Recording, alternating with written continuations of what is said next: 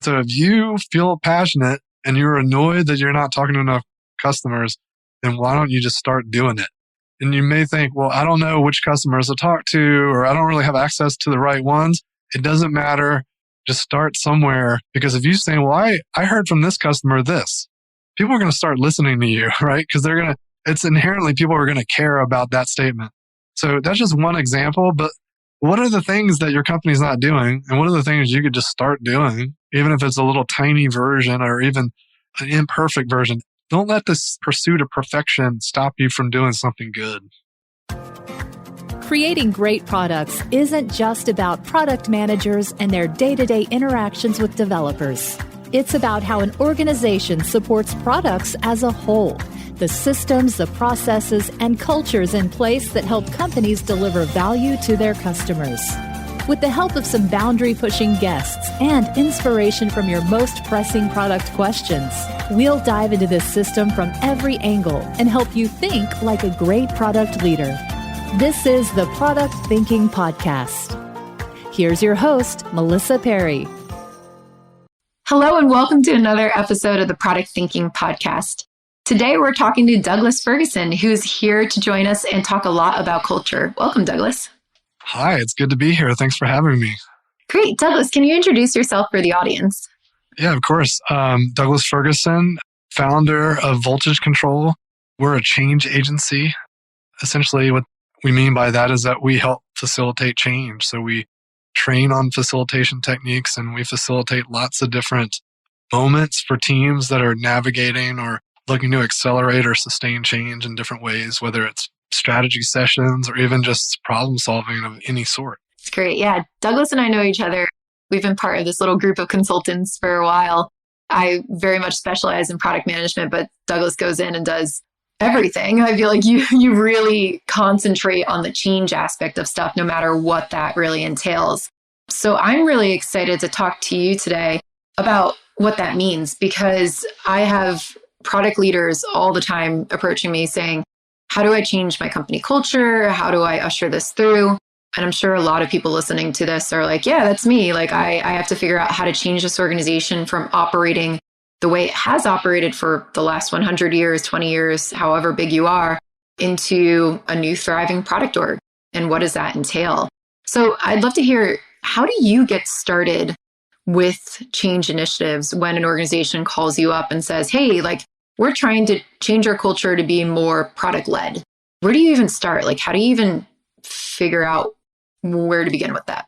So where to start? That's always a good question, right? And often that can be the moment that many people are struggling with, just even how to begin with the change, right?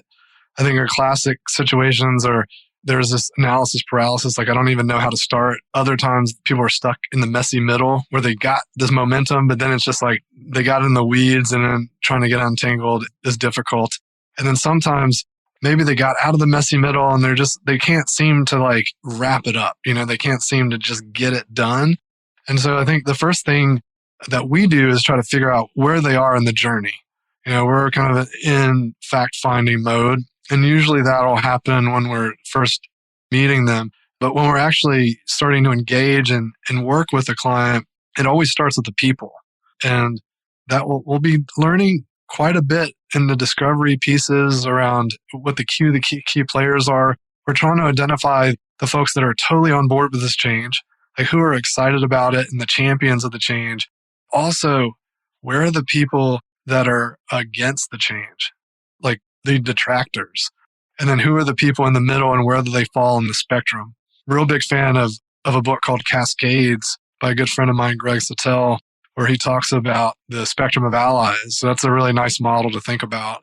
But ultimately, focusing in on who the key players are and who are the people that are against this and what's really motivating their perspective as to why this is not a good change.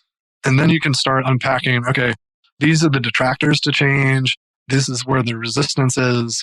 And we can start analyzing and putting together approaches, right? And maybe I should step back and say, sometimes there's the situation where we shouldn't be making the change at all. And so that will sometimes surface in the workshops we're doing with clients as we're starting to explore the needs and explore the problem. When do companies actually need to change? Like, what have you seen in a mismatch when you come into an organization and people are like, oh my God, we need to change. And you question that. Like, do they actually need to change? What's usually pushing it? The thing that comes to mind was the example that you posed in the pre-show chat when we were just kind of getting on around hearing from a lot of product leaders that maybe they got a new job or promotion and they had this vision of how product could be so much better at this organization. And it's like, I got to change this culture to make a difference, to get where we need to go. And that is potentially problematic because if you focus on the change of the culture, then that's the decision you're making. That is not a small feat. And so that means you're not going to be able to accomplish other things that you might be interested in accomplishing. And so we're really kind of prioritizing what is the change that we want to see. Is it that broader cultural change, or is it that we want to see these benefits in the product, or these needs that are unmet for the customer starting to get met? What is the most important change that we want to prioritize? And let's focus on that first. Because sometimes like this focus on, or we get distracted by a real big change that's interesting or alluring in some way. And it's sometimes the small change or the things that we have in front of us that we can go and implement. That's the very thing that we should be focusing on. And the beautiful thing about that is it creates momentum, because if we make a change that has a positive impact, then we can point to that as a case study to say, this is the success I was able to create.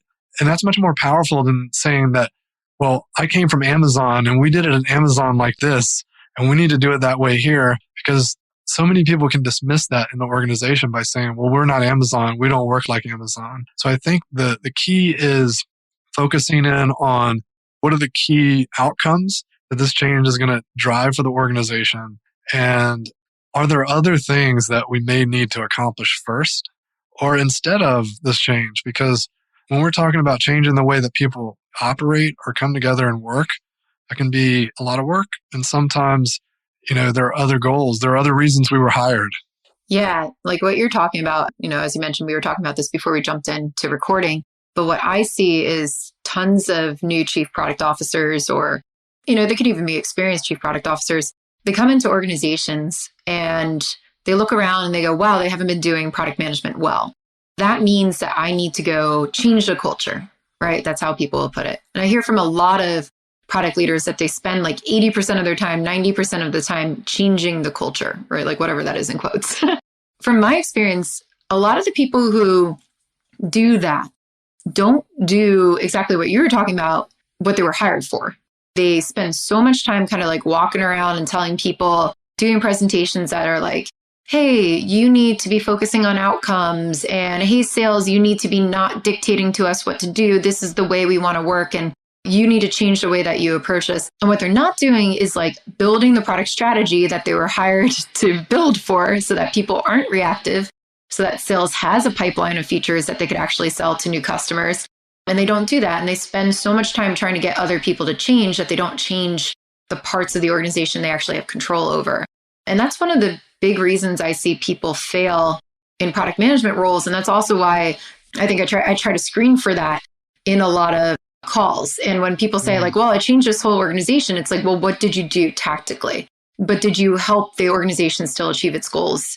Did that change result in what it was doing? So very similar to what you're talking about. And I love the concept of like, to me, people asked, how do I change a culture? And I was like, I don't know. I'm not an expert on this. So let's go talk to Douglas on the podcast about it instead.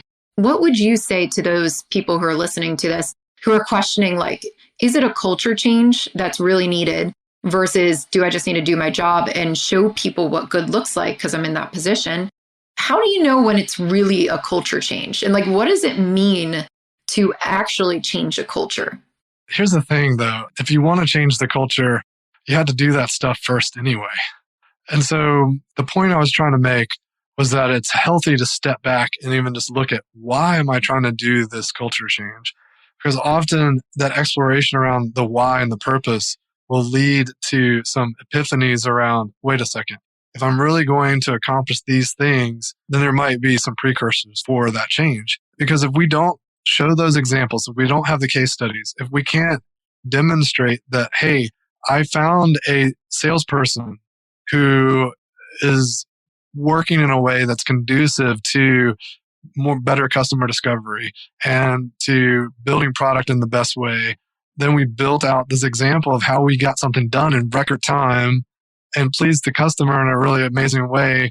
And then also, what did we not do? What did we think we were going to build and then end up not having to build because of these discoveries made along the way? And then we can make a really strong case around this is the saving, this is the direct impact we made to the organization.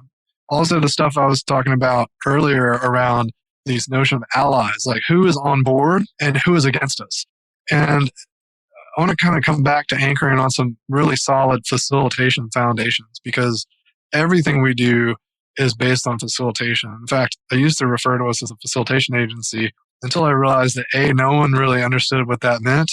And then B, every time we're helping customers and clients, it's when they're in a moment of change. So we just kind of honored that fact, right?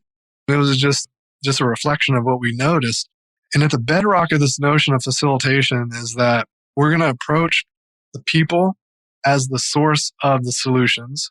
And we're going to create safe environments for people to speak their minds and let the truth emerge. And rather than being advocates, we're going to inquire.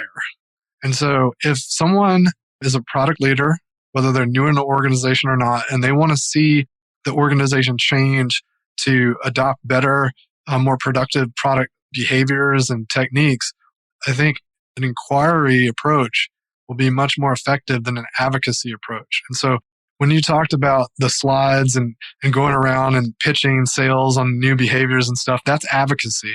They're going around and saying, this is how it should be done. Whereas inquiry is much more about, why haven't we done it this way before?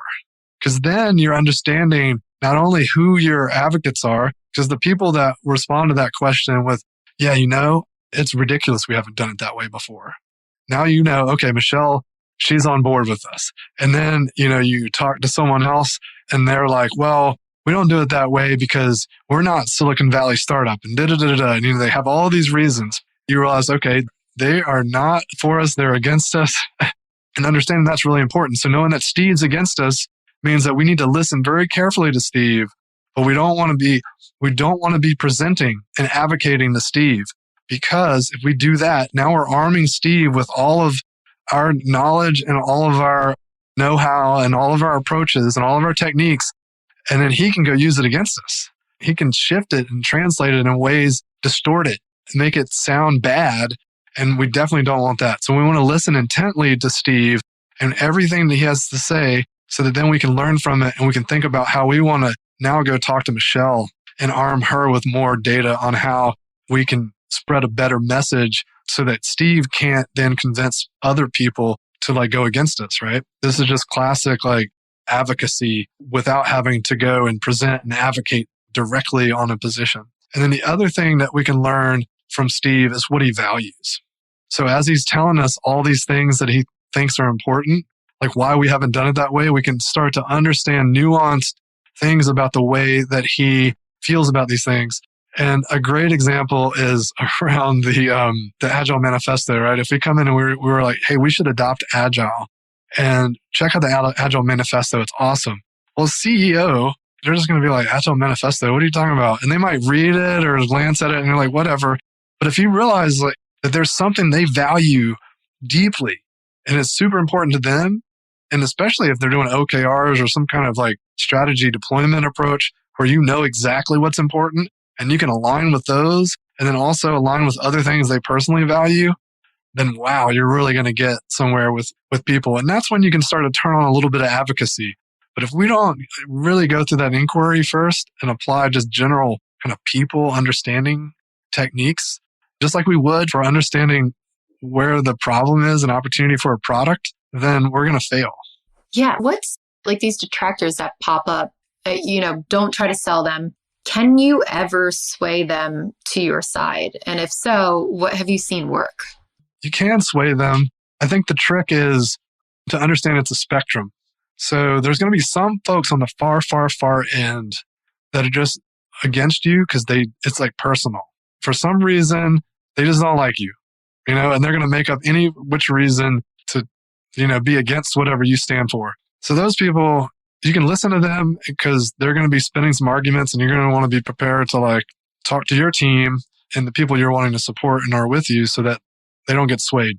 Then you've got folks that are neutral, or folks that are kind of passive detractors. They're kind of like, they're skeptical. Those are the ones that I think you can sway over. And think of it like a domino effect. If you convince the passive supporters, Michelle's all about it. She's like, yeah, I get it. She's showing up to all the meetings and the rallies. But there's probably someone just adjacent to her on this spectrum that you want to talk to and pull toward your side. Then once you have those on board, then you're starting to pull more toward the neutrals and the passive detractors. That's how you kind of build momentum, and really focusing on the folks that kind of get it, but they need a little bit more detail, a little more convincing. And then guess what? Those folks become advocates for you. And then that has a ripple throughout the organization. And I think as much as you can kind of activate these sleeper cells, if you will, but also you got to be willing to be receptive to what they're saying. Just like we're building agile products, we should be building agile process when we should be co-creating along the way. And so if one of our neutrals or our passive supporters has a real issue with some way that we're thinking about rolling out this new process, or the way that we're going to be interviewing customers, for instance, let's just say something as simple as that. Or maybe it's some way where we're going to roll out Jira because they're not using our Jira, or some other tool that you're thinking about rolling out and someone has a bone to pick about it. Well, understanding that and really listening and then internalizing and thinking about how you respond to that is really powerful, because then you build trust that you care and you listen, and that there's going to be improvements and changes made to support everyone. And then it's just it builds and builds and builds and grows. So one of the issues I've run into, and I think a lot of people have too, when they've tried to embark on change in a large organization, I've seen a lot of executives come in and be like, we should be doing agile. We should be doing product, right? We need to do this. But then when it comes time for them to act or change their behavior, they don't do it. How can you tell if an executive is really dedicated to that change, if they understand the change? What do you do when you walk into an organization and you run into that issue? I'll say this. It's a lot more difficult if you're inside the organization. And it can go both ways, right? Because it can be really challenging if you're trying to if you're the lone designer in a startup that kind of was growing fast, and they just hired you because they're we need some design, and they didn't really invest in design, and you're trying to convince them of the real value of design. It can be really, really tough, right? Because it's they're not really investing, and it's almost like they're just checking a box because they read in Fast Company that they needed to do it or something, right? And then so specifically what you were asking around, the executives actually saying we're going to do it, but it's just kind of lip service. And then, everyone's kind of waiting around to do it. It's a lot tougher if you're just on the team, kind of, okay, when are we going to see this? Whereas for us, the fact that we got brought in means they're committing because, they're clearly dedicating budget to make this happen. The thing that we're looking out for is there's some kind of signals for us, right? I don't know if you've heard the term sheep dipping, but Daniel Stillman and I were talking about it recently. His idea of just let's just dunk a few sheep in some training, and then it's not really going to transform anything, right?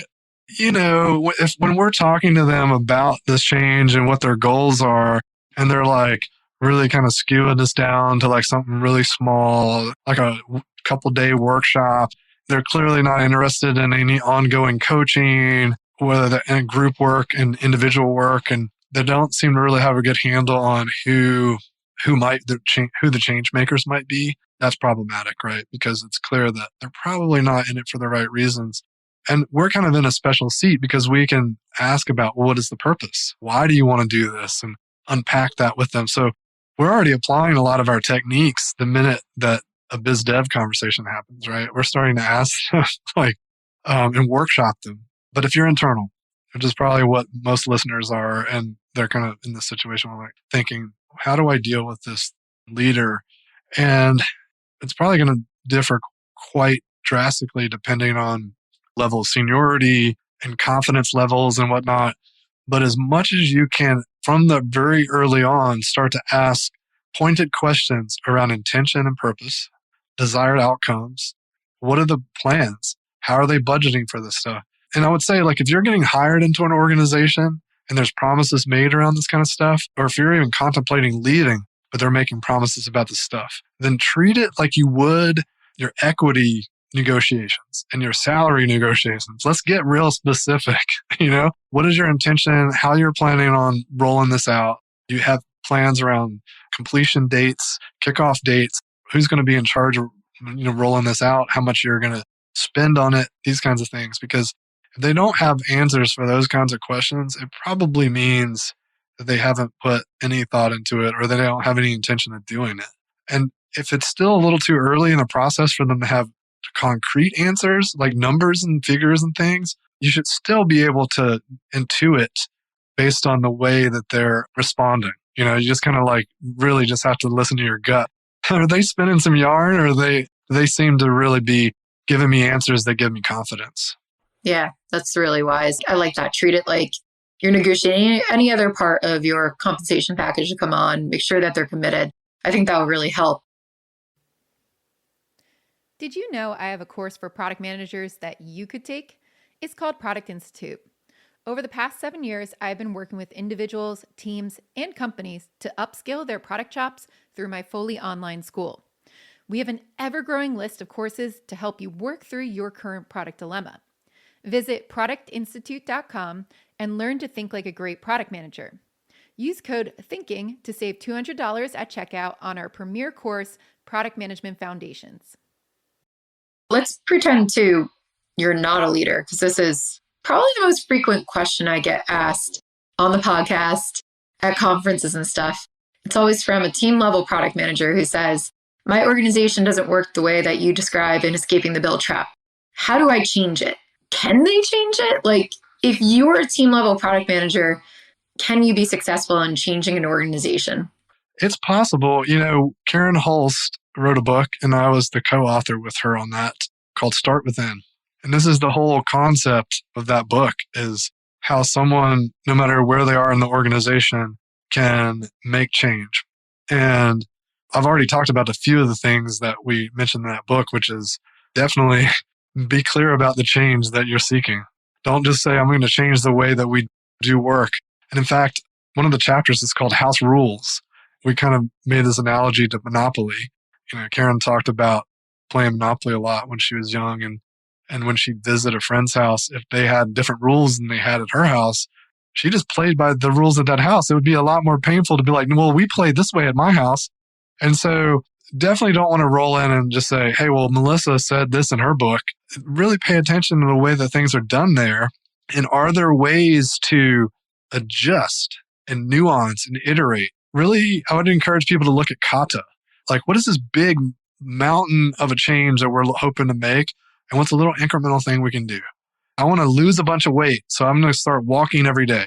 The only thing I have to do today is go for a walk. And so what's the version of that for your organization? When you look at Melissa's book and you think about all the things that, instead of looking at all the things that you're not doing today, what's something that you're doing today that resembles something in the book, but maybe you're not doing as good as you could? Or maybe there's just like some slight modification that if you were to change it, then you would start seeing some benefit. And then people will see that benefit and appreciate it. And then so on and so on and so on. And so what's that first domino that you can flip? And also encourage you to also think about what you have within your locus of change.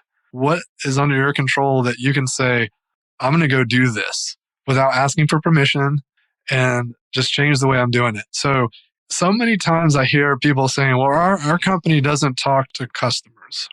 And my response is always like, well, what's stopping you? Usually not because they don't care about what the customer is saying. It's usually because there's processes and there's a flywheel spun up and there's certain meetings on certain days and people are just inundated with all this crap that's coming at them and they're doing all the things. And just this notion of like introducing a new thing to do is just difficult. And so if you feel passionate and you're annoyed that you're not talking to enough customers, then why don't you just start doing it? And you may think, well, I don't know which customers to talk to, or I don't really have access to the right ones. It doesn't matter. Just start somewhere. Because if you say, well, I heard from this customer this, people are going to start listening to you, right? Because they're going to it's inherently people are going to care about that statement. So that's just one example, but what are the things that your company's not doing? And what are the things you could just start doing, even if it's a little tiny version or even an imperfect version? Don't let this pursuit of perfection stop you from doing something good. I love that. That's one of the ones I use as an example too, like the talking to customers piece. I've run into organizations, a lot of financial organizations that are like, well, we're not allowed to go talk to customers, right? And they get stopped by bureaucracy. So I spent a long time as a consultant going to the next level up from that person and being like, okay, they're saying they're not allowed to talk to customers. Like, can they go talk to customers? They're like, no, we're not allowed to. Okay, who says that? And just like tracing it up the path to whoever's like the last person. And it's really interesting because it's usually like, oh no, you're allowed to go talk to customers. Like, that's fine. It's just that, you have to do it X, Y, Z before you go do it. And I feel like these stories get told in these organizations about like why we can't do things. And it's the status quo, right? It's always been this way. This is how we operate and that's how we get there. How do you break through some of that barrier at the beginning, right? Like some of that immediate, oh, we can't do that, right? If you're trying to introduce this into organizations, how do you react to that? How do you kind of break that down a little bit? Well, it's always the same, right? It comes back to the inquiry. It's conversations and it's digging into why. It's like you just get really good at asking why in so many different ways because it's pretty obnoxious just to say why all the time. You'll sound like a 3-year-old and annoy everyone. But with practice, you get really good at finding new ways to rephrase the question why. And even stuff like, let's take that example. We can't talk to customers. And it's like, oh, has that always been the case? Was there ever a time when you could? It's like, then you start to get stories. If people are defeated, they give you that whole just like, can't do that kind of answer. But if you start to ask really good questions, and I really recommend Wayne Berger's book, A More Beautiful Question. He has a companion, The Book of Questions. It's really good. And we have a free download called The Facilitator's Guide to Questions. It's like a lot of really good ones in it. But if you start asking provocative questions, then you start getting stories. And when people start telling you stories, then you start getting to the root of things. And I like your advice around following the thread of truth. And often that goes up the chain. But I do want to encourage people to think about the fact that there's informal networks, because what you're describing is following the formal network up the chain of hierarchy. There's also informal networks too that can be very knowledge rich. And there's been a lot of studying around informal networks. It's things like if the company's going to shut down or there's going to be layoffs, or you think there's going to be layoffs, who do you call? Who's in the know but isn't necessarily part of the chain? Those kinds of folks, like, really great to ask questions to because they'll start giving you insights that maybe even pierce through this frozen middle where stuff tends to get clogged up. And then to add on to your story, I run into that a ton as well. A hilarious variant, or maybe a sad variant of that, is when it's a regulated space. And the regulation says one thing, but the organization is enforcing an entirely different thing because they're taking a more aggressive view of the regulation just to be safe, which is ridiculous because I would argue it's pretty unsafe to restrict yourselves in ways that don't allow you to innovate. That has happened to me so many times. There was a regulation when I was working in this kind of e-commerce type startup. I was helping it out, and it said in the regulation that you have to put a notice for everybody in California. In California, they have all the warnings about plastic and stuff like that, somewhere where they could read it. And the lawyers interpret it as right before you hit the buy button, it has to be really big, size 24 font. And I was like, where does it say that in the law?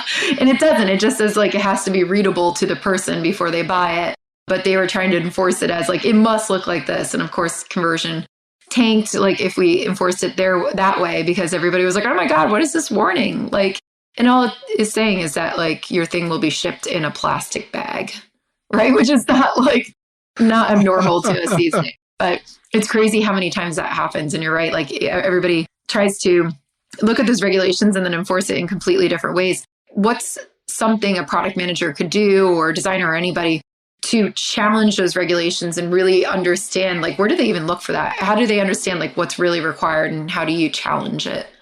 Yeah, I think there's a few things. One is quite often I feel like there's maybe it's a challenge or a confidence issue where they just get told this is how it is and they just accept it. Whereas it's not that hard to like go find the regulation and read it, you know? And also I would say that I always like to tell people that legal is innovation's best friend, because if you don't take that stance, they will become your worst nightmare. So befriend those people, let them know that you have good intentions. And then when you come up against some challenge, because it's not always legal that's interpreting it weird. It could be a VP or a director or someone in some other risk or compliance group. And if you got folks that you can trust and you can go to that can help you maybe navigate some of the trickier parts of the legalese, then you're really set up for success, because then they can help you make a stronger argument. But I would just say, crack it open, read it. That's a good first start. And then also, again, the inquiry, asking, what is the impact to the organization for doing this, right? It's really funny to me when you talk about making a change that's going to impact conversion rate in some really negative way. And you can actually tie that back to a monetary loss and a poor experience for users. Okay, then let's look at the intent of the regulation. There's kind of the spirit of the law and the letter of the law, right? So in the spirit of the law, are we really hurting users in some way? So we don't, there's the ethics of like, we don't want to like push too far towards, just the letter just so that we can improve click-through rate just to like grow the business when it's hurting people. But if it's not hurting anyone and we know that going the other route is going to tank our conversions, what is the potential risk? Literally, what's the fine that we would get? And it's ridiculous to me when I see people doing things that like going to take a $500,000 hit on something that would be like a $10,000 fine. It's like, the math on that's pretty easy unless we're doing something really just evil. Then I would kind of steer toward more, let's just like do the thing that's better for the user and then find out. Because quite often we're dealing with stuff that's never been litigated. One of my startups when I was CTO, we were doing a project where we were collaborating with AT&T, and the product, was targeted at children and families really, because it was creating secure environments inside of Android devices and to a limited extent, Apple devices as well. More of a content play there. But, we were subject to COPPA, the Child's Online Privacy and Protection Act. The issue is that it never been litigated. And so the reverse risk assessment thing the thing I was just describing to you was the reverse was applied to us, because the AT&T lawyers were looking at any potential revenue they might have with us, tiny little startup, and they were like, that's a rounding error. But because COPPA's never been litigated, they didn't want to have a target on their back. And so they literally made us require that if the app gets installed on a device, an email gets sent to whoever installed it, and they had to click accept in the email within 24 hours or the app won't work, because they were worried about children installing the app and the parent not giving permission. Oh, wow. So like talk about like impeding the first time use experience. It's like, that was a situation where we were like, okay, I can reason about why we're dealing with this, because this puts a big target on their back, and the potential revenue for them, while it's very consequential for us, it's a rounding error for a big company like AT&T. Yeah, that's fascinating. Wow, I like that. I never thought about it with the flip side too. Like I've been in situations where the CEO has literally been like, stop it. Like, stop spending, $1 million trying to fix that one thing that's going to cost me $1,000 if they find me for it. Like, stop.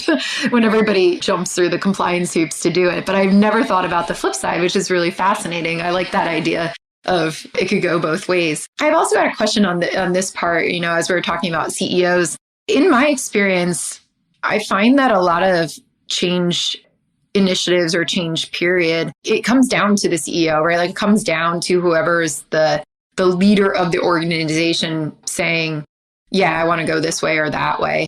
Is that true? Like it's been my experience for it, but I'm wondering if you've ever seen a time where, a CEO has been the detractor, right? We talk about attractors and detractors when they come to this.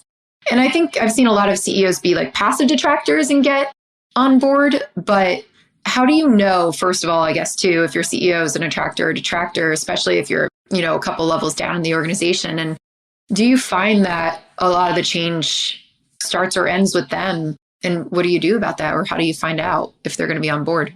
Yeah, that's a good question. And I guess it doesn't necessarily, I mean, this could be a GM, it could be a director, a department head. I mean, it really depends on where whoever is going through these motions sits in the org and then who's a few rungs above them, right? Because ultimately, whoever that person is sitting up there could shut all this down, right? And so the question is maybe more broadly, like, how do I deal with like these people that could just shut it down or stop it all? And I think that, again, a lot of what I've spoke about before are great techniques for hedging against that, right? If we understand what's going on, because we're talking to everyone, we understand who the supporters are going through those informal networks, someone might have the ear of that person. If it is the CEO, somebody might just be really good friends with the CEO and knows all about her. And, you can learn a lot through these informal networks. And then also there's also timing around when you can maybe approach them. But I think that the trick is like not approaching them too early because ideally there's some momentum, you've done some homework, you understand what the goals are and what the interests are. Also, if it's a dark mystery on what the values of the CEO are and what the priorities of the company are, they're probably bigger concerns than this change. In fact, I would say if the values of the CEO are not clear and the priorities of the organization aren't clear, my advice would be to get out or to focus on that being your change. Is there a way that you can help them with strategy definition? And throughout OKRs a little earlier, if they're trying to do OKRs and they haven't figured out strategy yet, you should shut that down too and have them figure out the strategy before they try to deploy it. Oh man, so many people think strategy is OKRs too. And I like that point that you bring up. Yeah. I think that's important to talk about too. Oh, yeah. That is Christina Watkey's point. So if anyone has not seen her book, it's fantastic. Radical Focus, I think. Yeah, it's a great book. Yeah, and I love that. I love the thought of it, but I encourage everybody to go read it for themselves with Christina's book. Yeah, strategy is not OKRs. OKRs is not strategies. OKRs is a strategy deployment technique. But if there's no strategy, how are you going to deploy it? That's right. It's rough. If you are in that point and the priorities are clear, the values are clear, that should be some really strong signals of whether or not they're going to align.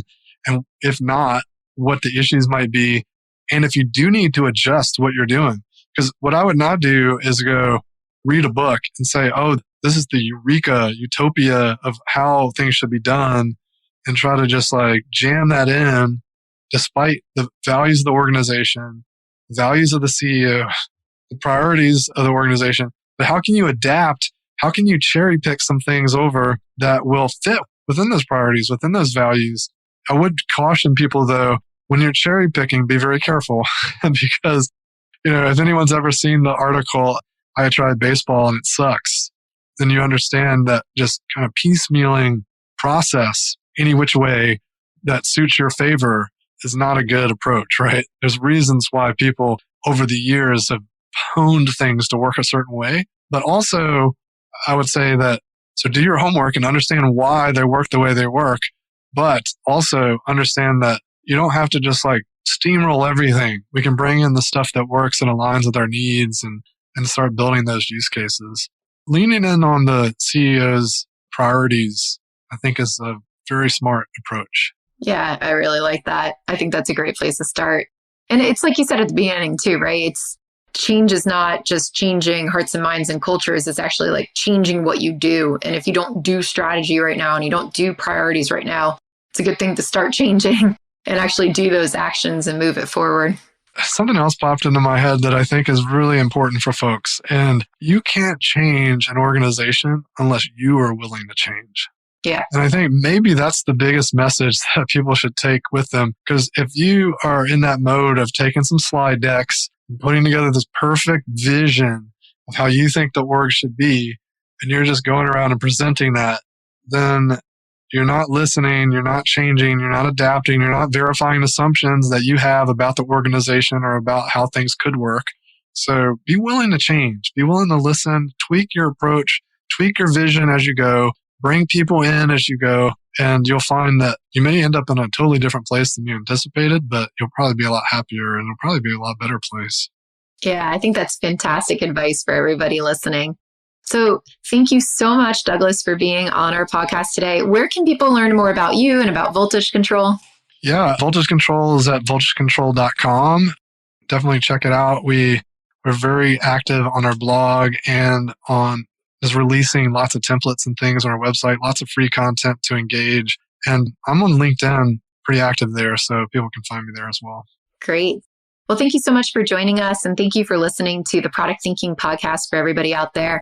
If you like this podcast, please go and subscribe so that you can hear more every Wednesday. Next Wednesday, we'll have another Dear Melissa episode where we're answering all of your questions about product management. So make sure you go to dearmelissa.com and submit those questions, and we'll see you next time.